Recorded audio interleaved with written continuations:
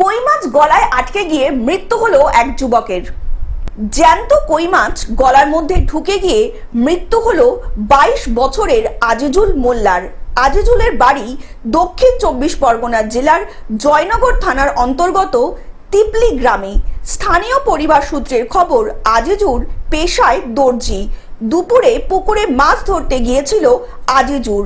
একটা কই মাছ ধরে। সেই জ্যান্ত কই মাছটাকে প্রথমে সে মুখে রেখেছিল আরেকটি কই মাছ ধরতে। হঠাৎই সেই জ্যান্ত কই মাছটা গলায় ঢুকে যায়। তখনই যন্ত্রণায় কাতরাতে থাকেন আজিজুল। ঘটনা জানতে পেরে তড়িঘড়ি স্থানীয় বাসিন্দারা তাকে নিয়ে যায় বারুইপুর মহকুমা হাসপাতালে।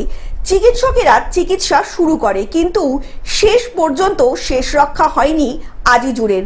হাসপাতালেই মৃত্যু হয় তার। অন্যদিকে বারুইপুর থানার পুলিশ মৃতদেহটি উদ্ধার করে পাঠায় ময়না তদন্তের জন্য। কি হয়েছে? মাছ ধরতে গেছিল, একটা মাছ গালে রেখে আরেকটা মাছ ধরতে গেছিল। ধরতে গেলে ওই মাছটা গালে চলে যায়। হসপিটালে কি মাছ ছিল ওটা? কই মাছ। ওকে, এই হাত দিয়ে মাছ ধরতে গেছিল? কোথায়? পুকুরে? দক্ষিণ 24 পরগনা থেকে বাবলু প্রামাণিকের রিপোর্ট, গ্লোব নিউজ। এখন থেকে গ্লোব টিভি দেখুন আপনার স্মার্টফোনেও। গুগল প্লে স্টোর অথবা অ্যাপল স্টোর থেকে ডাউনলোড করুন গ্লোব টিভি লাইভ অ্যাপ। এছাড়া জিও টিভি অ্যাপ থেকে দেখুন গ্লোব টিভি লাইভ।